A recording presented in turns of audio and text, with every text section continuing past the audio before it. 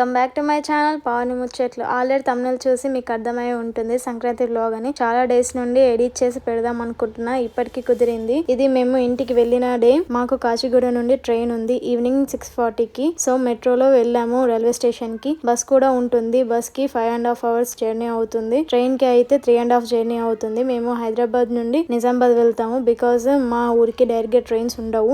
నిజామాబాద్ నుండి ఆర్మూర్ కి 1 hour bus కి వెళ్తే. బట్ ఆ రోజు మా రిలేటివ్ అన్నయ్యకి వర్క్ ఉంది అని నిజామాబాద్ వస్తే మేము అన్నయ్య కాల్లోని ఇంటికి వెళ్ళిపోయాం. ఇది నెక్స్ట్ డే సండే. మా అమ్మ పిండి వంటలు చేయడం స్టార్ట్ చేసింది. ఎలా చేయాలో ప్రాసెస్ కూడా షూట్ చేశాను. ఫస్ట్ రోజు సకినాలు అండ్ అరిసెలు చేసింది. రెండిటి కోసం సేమ్ పిండి యూజ్ చేస్తాము. ఫస్ట్ ఇలా బియ్యం నానబెట్టుకోవాలి. ఓవర్ నైట్ ఆర్ 5 hours ముందు నానబెట్టుకొని వాటిని ఒక 1 hour ఆరబెట్టుకోవాలి. అరిసెలకి బెల్లం ఇలా పీసెస్ గా చేసుకొని కరిగించి వడబోసుకొని ఆ బెల్లం వాటర్ ని పానకం అయ్యే వరకు మరిగించాలి. ఇలా ఒక బౌల్లో వాటర్ తీసుకొని పానకం రెడీ అవుతుంది. ఇంకా పానకంలో మనం నానబెట్టి గిర్నికి పట్టించిన పిండి వేసుకొని కలుపుకోవాలి. అండ్ కావాలంటే నెయ్యి కూడా వేసుకోవచ్చు. ఇక్కడ మా అమ్మ నాన్న నీర తాగుతున్నారు, కళ్ళు కాదు.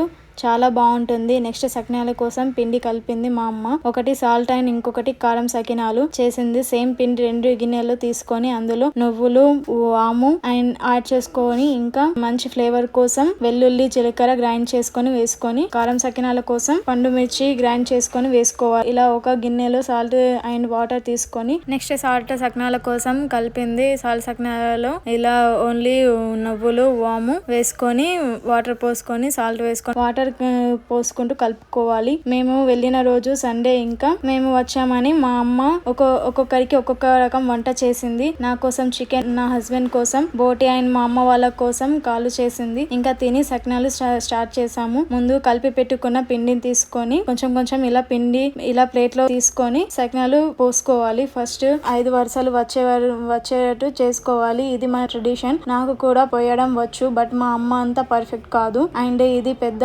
టాస్క్.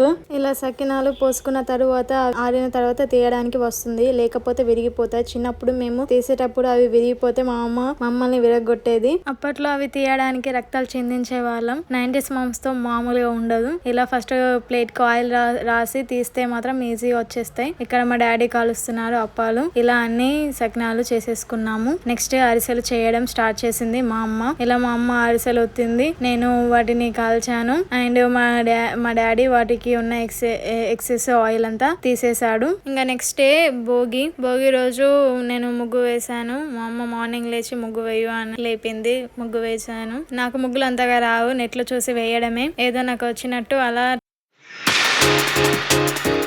ఇంకా ఈ వీడియో అంతా మ్యూజిక్ యాడ్ చేశాను, చూసేయండి.